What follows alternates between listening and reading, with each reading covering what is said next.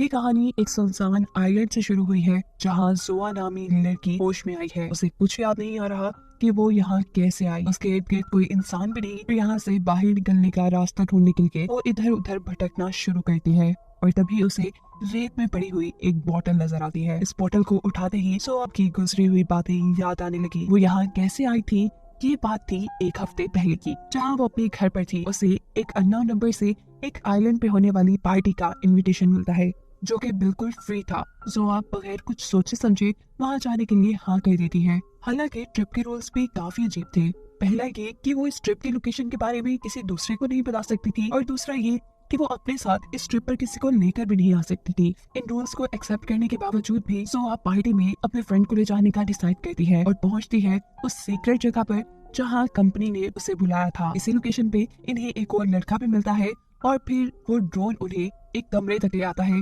जहाँ बहुत सारे लोग थे और उन्हें उसी पार्टी का इनविटेशन मिला था। कुछ देर बाद यहाँ कंपनी की गाड़ी आ जाती है उन्हें आइलैंड पे ले जाने के लिए, जिसमें बैठकर ये लोग मस्ती करते हुए पहुँचते हैं एक बीच पर, क्योंकि आगे का सफर इन्हें बोट से तय करना था। यहाँ बोट में उनकी आइडेंटिटी चेक हो रही थी, जो देख जोआ की फ्रेंड डर जाती है क्योंकि उसके पास पार्टी का इनविटेशन नहीं था और वो अब उसे पार्टी में ना जाने देते। लेकिन हैरानकुन तौर पर ये मास्क पहने हुए लोग उन्हें रोकते भी नहीं और फिर कुछ ही देर बाद पार्टी में आए सभी लोगों का मोबाइल फोन ले लिया जाता है। मोबाइल फोन लेने वाली बात सभी लोगों को अजीब लग रही थी, पर ये लोग आधे रास्ते में आ चुके थे और कंपनी की बात मानने के अलावा इनके पास कोई रास्ता भी नहीं था।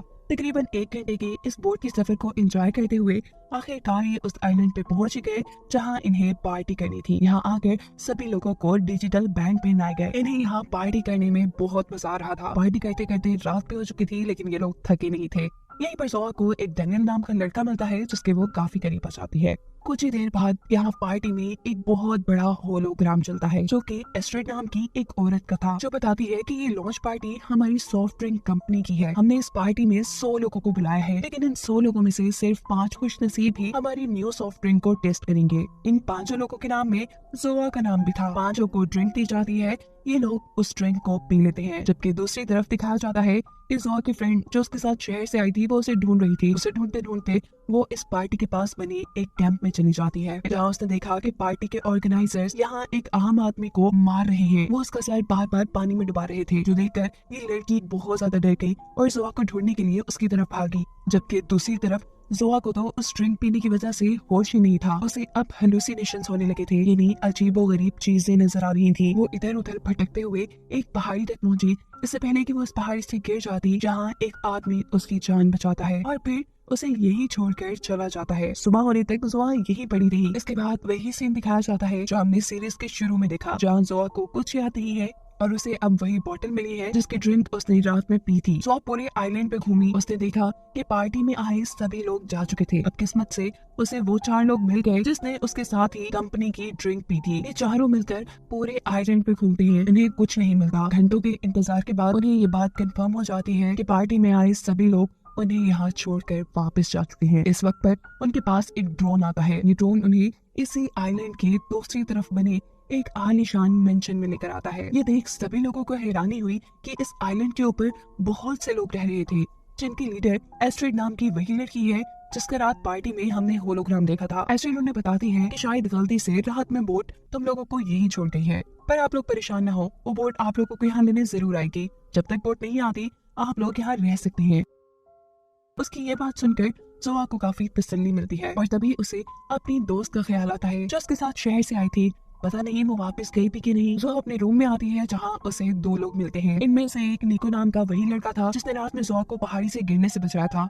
जोआ ने यहाँ उसे थैंक्स किया अपनी जान बचाने के लिए और फिर ये दोनों बातों में लग गए। ये दिन तो उनका अच्छा गुजरा और अब जब अगले दिन इन लोगों ने यहाँ पे रहने वालों से बोट के बारे में पूछा तो इन्हें बताया गया कि समुद्र में बड़ी लहरें होने की वजह से बोट को किनारे तक लाया जाना मुश्किल है। उन्हें 1-2 दिन का इंतजार और करना पड़ेगा। इन लोगों के पास कोई और चारा भी नहीं था कि वो इनकी बात पे भरोसा कर लेते, लेकिन इन 5 में से एक लड़के को आइलैंड वालों पर शक हो गया। ये लोग अब आइलैंड पे घूमने के लिए चले गए और यहाँ पर जोआ को वो लड़का दिखा जिसको पिछली रात उसने अपनी दोस्त के साथ देखा था। वो इस लड़के से जाकर अपने दोस्त के बारे में पूछती है, लेकिन वो लड़का बड़े गुस्से में बदतमीजी से उसे जवाब देता है कि मैं इस नाम की लड़की को नहीं जानता। जोआ अब डर चुकी थी, उसे भी आइलैंड के लोगों पर शक हो रहा था। इस सब के बाद जोआ दोबारा आइलैंड के मेंशन में आ गई, जहाँ वो देखती है कि एस्ट्रिड इस आइलैंड के सभी लोगों को योगा करवा रही है। जोआ को तो इन चीजों में कोई इंटरेस्ट नहीं था, पर एस्ट्रिड की कन्विंस करने पर वो आ जाती है। जिसके बाद एस्ट्रिड ने जोआ से उसकी पर्सनल लाइफ के बारे में सवालात किए, जिसके जवाब में जोआ ने बताया कि उसका बचपन बहुत ही मुश्किल से गुजरा। उसकी मॉम ड्रग एडिक्ट थी, इसी वजह से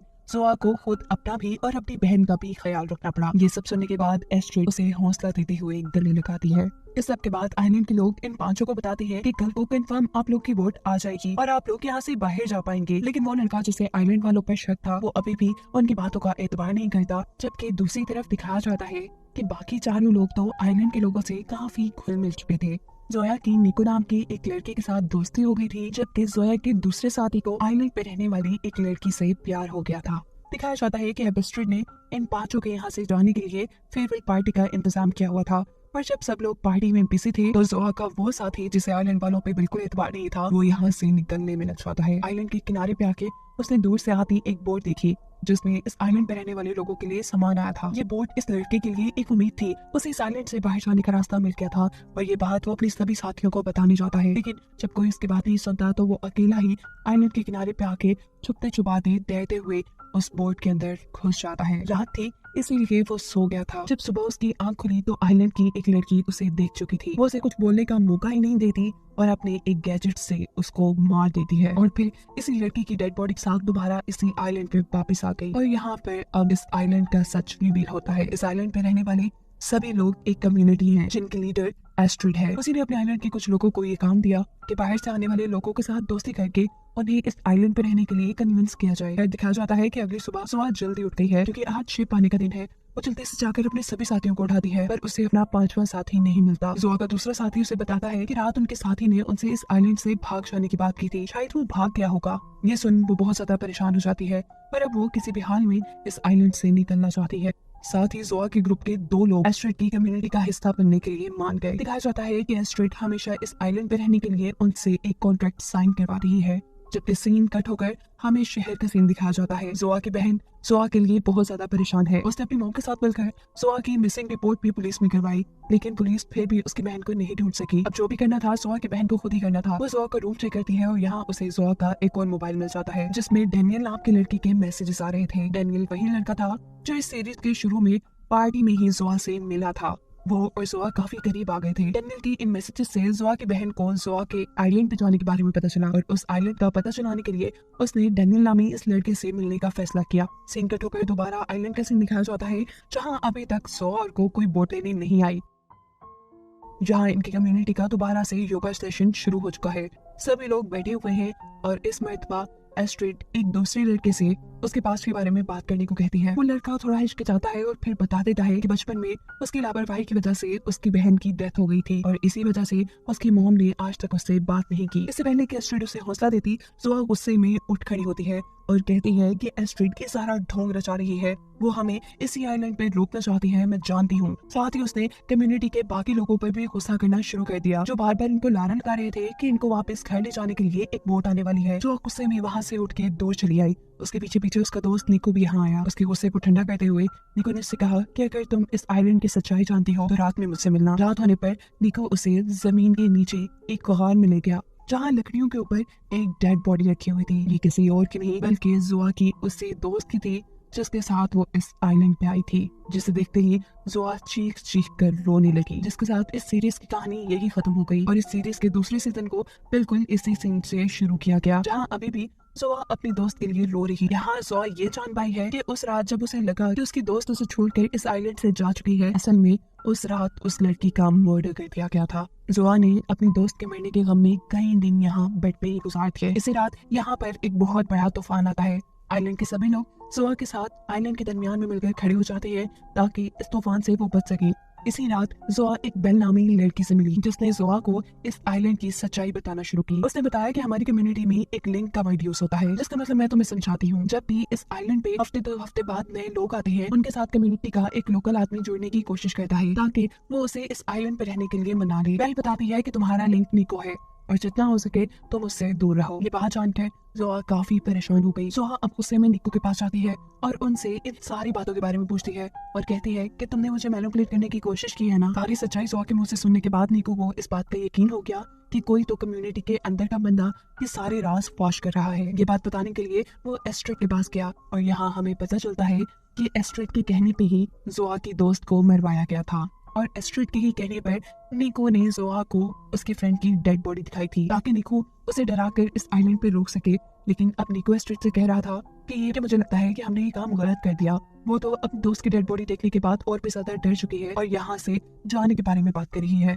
एस्ट्रिड कहती है कि अगर जोआ इस आइलैंड से बाहर चली गई तो वो हमें पकड़वा सकती है, हमें उसे खत्म करना पड़ेगा। अब एस्ट्रिड ने जोआ को अपने रूम में बुला लिया और पीछे ही अपनी इंस्पेक्टर को भी, जो उसे अपने गैजेट से मार देती। एस्ट्रिड से बातें करते करते चुपके से इंस्पेक्टर उसके पीछे आ गई। उसके सर के ऊपर वो अपना गैजेट रखते हुए उसे मारने ही वाली थी कि तभी जोआ बोल गई, एस्ट्रिड मैं आपसे माफी चाहती हूँ, शायद मैंने यहाँ बहुत बदतमीजी कर ली है और अब मैं आपकी कम्युनिटी का हिस्सा बनना चाहती हूँ। उसकी ये बात सुनते ही एस्ट्रिड पीछे वाली लड़की को जोआ को ना मारने का इशारा कर देती है। जोआ जो कि जान गई थी कि ये लोग उसे मारने वाले हैं, अपनी जान बख्शते देखकर उसे भी सुकून का सांस मिला और वो अपने रूम में वापस आ गई जहाँ निको था। उसके साथ बातों ही बातों में जोआ को ये पता चला कि जोआ के बारे में सब कुछ एस्ट्रिड को निको ने ही बताया है। ये बात जानकर वो उसके ऊपर बहुत ज्यादा गुस्सा हुई। जोआ अब बहुत ज्यादा गुस्से में आ चुकी थी, वो अपना बदला लेना चाहती थी, इसीलिए रात में उसने सबके सोने का इंतजार किया और फिर एक स्क्रू ड्राइवर की मदद से निको को मारने के लिए पहुंची। इससे पहले कि वो निको को मार पाती, उसी की दूसरी रूममेट क्लोडिया उसे देखकर उसे रोक देती है। उसके मुंह पे हाथ रखते हुए वो उसे पीछे की तरफ लेकर आई। क्लोडिया ने सुबह होने पर उसे बताया कि उसके बॉयफ्रेंड ने भी यहाँ से भागने की कोशिश की थी, पर कम्युनिटी के लोगों ने उसे मार दिया। पर अब मैंने भी यहाँ से निकलने का प्लान बना लिया है। तुम्हारी तरह ही हर कुछ हफ्ते बाद नए लोगों को इस आइलैंड पे लाया जाता है ताकि वो एस्ट्रिड की कम्युनिटी का हिस्सा बन जाए और जिस दिन उन लोगों को यहाँ लाया जाएगा उन्हीं की बोट में छुपकर हम यहाँ से भाग जाएंगे। जोआ को क्लोडिया का ये आइडिया काफी पसंद आता है और वो ये आइडिया जाकर अपने बाकी साथियों को बताती है। साथ ही उसने इन सबको आइलैंड का सारा सच भी बता दिया, जो जानकर ये लोग भी शौक हो चुके थे। अब दिखाया जाता है कि रात में एस्ट्रिड के हस्बैंड ने अपनी एक एनिवर्सरी की पार्टी रखी है। एस्ट्रिड के हस्बैंड यहाँ एस्ट्रिड के प्यार के लिए एक स्पीच दे रहे थे कि तभी अचानक कोई उनका सॉफ्टवेयर हैक कर लेता है जिसके जरिए उन्हें एस्ट्रिड को मारने की धमकी मिलती है। ये चीजें सबको काफी परेशान कर गई थी, इसीलिए अब कम्युनिटी के सारे मेंबर्स इस मामले का पता चलाने के लिए बैठ जाते हैं। इस कम्युनिटी की हेड मेंबर्स में से एक लड़की जो कि हैकिंग जानती थी, वो एस्ट्रिड को बताती है कि दूसरा हैकर बहुत पहुंचा हुआ है और मैं उसके सिस्टम तक नहीं पहुंच पा रही। ये लोग अब फैसला करते हैं कि ये इस कम्युनिटी के किसी एक मेंबर को मारकर उस हैकर तक अपना पैगाम पहुंचाएंगे और उन्हें बताएंगे कि एस्ट्रिड कितनी खतरनाक है। असल में एस्ट्रिड एक कल्ट की मेंबर है। कुछ लोग जोआ को मारने का कहते हैं तो कुछ लोग जोआ की रूममेट क्लोडिया को, जिसके बाद दिखाया जाता है कि रूम में से क्लोडिया को 2 इंस्पेक्टर गिरफ्तार कर लेते हैं। जोआ समझ चुकी थी कि यहाँ कुछ तो गड़बड़ है। वो इन लोगों से पूछती है कि आखिर आप क्लोडिया को कहाँ लेके जा रही है, लेकिन ये लोग जोआ को खामोश रहने का कहते हुए क्लोडिया को लेकर यहाँ से निकल जाते हैं। एक पहाड़ की चोटी पे ले जाकर इन लोगों ने अपने मेटल डिवाइस के जरिए क्लोडिया की जान ले ली। तो सीन कट होकर दूसरी तरफ हमें दिखाया जाता है कि शहर में लोग अपने गुमे हुए प्यारों का पता चलाने में लग चुके हैं। एक आदमी ने अपने बेटे को ढूंढने के लिए एक प्राइवेट इन्वेस्टिगेटर को हायर किया। इस इन्वेस्टिगेटर ने अपना काम शुरू किया और जल्द ही उन सभी लोगों की लिस्ट निकाली जो उस आदमी के बेटे के साथ गायब हुए थे और इसी के अंदर जोआ का भी नाम था। इसलिए उन्होंने जोआ की फैमिली को कांटेक्ट करने का फैसला किया। यहाँ जोआ की बहन तो खुद ही जोआ को ढूंढ रही थी। वो फाइनली अब डेनियल नाम के उस लड़के से मिली जो जोआ के साथ पार्टी में गया था और वापिस शहर पे आ चुका था। उसने जोआ की बहन को सारी पार्टी की बात बताई कि कैसे उन्हें मैसेज आया, वो लोग आइलैंड पे गए, वहाँ पार्टी हुई, जिसके बाद ये लोग वापस आ गए। इस लड़के ने जोआ की बहन को एक रिस्ट बैंड भी दिया जो उन्होंने वहाँ जाते ही पहना था। जैसे ही जोआ की बहन ने इस रिस्ट बैंड को टच किया वो एक्टिवेट हो गया और इसकी खबर आइलैंड के लोगों को लग गई। जोआ की बहन डेनियल नामी आदमी को शुक्रिया कहते हुए अपने घर आ गई, जिसके बाद डेनियल को आइलैंड के लोगों ने किडनैप कर लिया। वो उसे एक वीरान जगह ले गए और उससे रेस्टबैंड से भेजे हुए सिग्नल के बारे में पूछने लगी। पहले तो उसने कुछ नहीं बताया और फिर ज्यादा मार खाने पर उसने कम्युनिटी के लोगों को बताया कि जोआ की बहन जोआ को ढूंढने की कोशिश कर रही है। ये बात सुनने के बाद कम्युनिटी के लोगों ने उसे मार दिया। अगले सीन में हमें दिखाया जाता है कि जोआ के साथ उसके चारों ग्रुप के मेंबर्स एक रिचुअल परफॉर्म कर रहे थे। उन्हें यहाँ चलते हुए कोयलों के ऊपर से चलकर अपने हाथ पे एक टैटू भी बनवाना था जो उनकी कम्युनिटी का था। इन दैट पर कामों को करके उनकी हालत काफी खराब हो रही थी, लेकिन यही काम करने के बाद वो लोग इस कम्युनिटी का हिस्सा बन सकते थे। अब इन्हें एक पेंडेंट दे दिया गया था जो इस बात का सबूत था कि ये लोग फाइनली इस कम्युनिटी का हिस्सा बन चुके हैं। इनके हाथ में जो टैटू बनाए जा रहे थे असल में वो स्टार रेटिंग थी। एक स्टार का मतलब था कि ये लोग कम्युनिटी के मेंबर हैं, 2 स्टार का मतलब था कि ये लोग कम्युनिटी के मैनेजमेंट का हिस्सा हैं और 3 स्टार का मतलब था कि ये लोग कम्युनिटी के हेड मेंबर्स में शामिल हो गए हैं। अब कुछ दिनों का वक्त गुजरा। अब यहाँ पर वक्त के साथ साथ जोआ के ग्रुप की तरह ही और लोग भी आते गए। उन्होंने यहाँ पर वक्त गुजारना शुरू कर दिया और उनमें से ही बहुत से लोगों को कम्युनिटी का हिस्सा भी बनने दिया गया। इस सबके साथ साथ जोआ और बेल की दोस्ती भी काफी अच्छी हो गई, जिसने उसे इस कम्युनिटी के बारे में बताया था। बेल ने इस बात पर जोआ को बताया कि वो इस आइलैंड की रिबल लोगों की मेंबर है जो यहाँ के लीडर्स को हटाने का काम करते हैं। एक तरह की ऑपोजिशन है ये लोग। वो जोआ को भी अपने साथ मिलने को कहती है, पर जोआ उसे इनकार कर चुकी थी। साथ ही जोआ ने उसे ये भी बताया कि वो अपने लोगों के साथ यहाँ से भागने का प्लान भी कर चुकी है। बेल जानती थी कि उसका यहाँ से जाने का प्लान कामयाब नहीं हो पाएगा, लेकिन फिर भी उसने उसे डिमोटिवेट नहीं किया बल्कि हौसला दिया कि हाँ तुम कामयाब हो जाओगी। सीन कट होकर दिखाया जाता है कि रात में कोई अनजान आदमी एस्ट्रिड के ऊपर हमला करने के लिए आया। इससे पहले कि वो एस्ट्रिड को मार देता है, यहाँ एस्ट्रिड के हस्बैंड उठ जाते हैं। वो अपने बेबी को बचाने की कोशिश करते हैं और इस आदमी से लड़ने लग जाते हैं। यह आदमी बड़ी चालाकी से इस आदमी को चाकू मारते हुए यहाँ से भाग जाता है। एस्ट्रिड अपने हस्बैंड को लेकर हॉस्पिटल जाने लगती है। वो यहाँ अपनी कम्युनिटी की क्लिनिक नहीं गई थी, बल्कि वो इसी आइलैंड पे बने दूर एक हॉस्पिटल में गई थी जहाँ उसका इलाज कर दिया गया था। जिसके अगले दिन हम देखते हैं कि एस्ट्रिड ने दोबारा अपनी कम्युनिटी की मीटिंग बुलाई, लेकिन इसमें उसने अपने हस्बैंड पे होने वाले हमले के बारे में किसी को नहीं बताया। इसके बजाय उसने बताया कि हमारे आइलैंड पे नए लोग आने वाले हैं, इसीलिए आप सबको अपनी अपनी जिम्मेदारियां पूरी करनी होगी। हर किसी को कोई ना कोई काम दिया गया ताकि लोगों को अपनी कम्युनिटी में जमा करने का ये बुरा प्लान उनका आसानी से पूरा हो सके। ये खबर सुनते ही जोहा और जोहा का साथी तो काफी खुश थे, क्योंकि अब वो टाइम आ चुका था जिसका ये लोग इंतजार कर रहे थे। ये लोग फाइनली इस आइलैंड से बाहर जा सकते थे अब। लेकिन उनकी ये खुशी तब गम में बदली जब उन्हें पता चला कि पार्टी में उन्हें मेन जगह पे काम करना है। वहाँ पे कैमरा भी लगे हो सकते थे, ये नहीं इनके ऊपर भरपूर नजर रखी जा सकती थी। जोआ जो काफी दुखी थी और बीच में बैठी थी, उसके पास अब उसकी दोस्त बेल आती है। जोआ अपनी सारी प्रॉब्लम उसे बताती है कि कैसे वो तो यहाँ से भागने का प्लान कर रही थी, लेकिन अब उसकी ड्यूटी मेन पार्टी साइड पे लगा दी गई है जहाँ से सब लोग उसके ऊपर नजर रखेंगे। तब बेल उसकी मदद करने का फैसला करती है और कहती है कि तुम अपने प्लान पे फोकस करो, वहाँ लोगों का ध्यान भटकाने का काम मैं कर लूंगी। फाइनली अब लोगों की बोट भी यहाँ तक आ गई, पार्टी शुरू हो गई। जोआ और जोआ का साथी बगैर किसी को शक दिलाए कई घंटे यहाँ खामोशी से काम करते रहे। फाइनली अब वो टाइम आ चुका था जब जोआ को अपना प्लान पूरा करना था। उसकी दोस्त बेल उसका यहाँ साथ देने वाली थी। उसकी कम्युनिटी के जितने रिबल मेंबर्स थे उसने सबको साथ मिलाते हुए यहाँ पर एक शॉर्ट सर्किट करवा दिया, जिससे यहाँ अफरा तफरी मच गई। इस चीज का फायदा उठाते हुए जोआ का दूसरा साथी पहाड़ी की दूसरी तरफ गया। उसने वहाँ से रेत हटाई और वहाँ उसे एक ऑक्सीजन सिलेंडर और मास्क मिला जो बेल ने उनके लिए वहाँ रखे थे, जिसको लगाने के बाद वो पानी के अंदर छुपते हुए बोट तक पहुंच गया। बोट में चढ़ते ही अब उसके सामने आइलैंड का ड्रोन आ चुका था। ये देखकर वो घबरा जाता है, उसे लगता है कि अब आइलैंड वाले उसे मार देंगे, लेकिन ड्रोन का कंट्रोल उसकी गर्लफ्रेंड के हाथ में था और गर्लफ्रेंड इस कम्युनिटी की हेड मेंबर थी। उसे समझ नहीं आता कि वो क्या करे। वो अपने इस दोस्त को मारकर कम्युनिटी के लिए अपनी वफादारी निभाए या फिर अपने दोस्त को बचाए, और वो आखिर में अपने दोस्त को जिंदा छोड़ देती है और इस ड्रोन को यहाँ से हटा देती है। सभी लोगों को चकमा देते हुए जोआ भी अब उसी पहाड़ी के पीछे आई जहाँ से उसके साथी को ऑक्सीजन सिलेंडर मिला था। इससे पहले कि वो भी ऑक्सीजन सिलेंडर पहनकर यहाँ से भागती, इस कम्युनिटी का एक मेंबर उसे देख चुका था। वो उसे यहाँ पर मारने की कोशिश करता है। इससे पहले कि वो अपना काम पूरा कर देता, यहाँ पर जोआ का दूसरा साथी आकर पीछे से उस पर हमला करके उसे मार देता है। मौका पाते ही अब जोआ भी पानी के अंदर छलांग लगा चुकी थी। फाइनली ये लोग इस आइलैंड से बाहर जाने वाले थे। इससे पहले कि वो बोट पर चढ़ती, उसे दूसरी बोट में कोई जाना पहचाना इंसान नजर आता है जो उसकी बहन थी और इस पार्टी में आ चुकी थी। अपनी बहन की जान बचाने के लिए अब उसने अपनी जान को दांव पे लगाने का फैसला किया और इस आइलैंड पे ही रुकी रह गई। और यही दिखाते हुए ये कहानी यहाँ खत्म हो जाती है।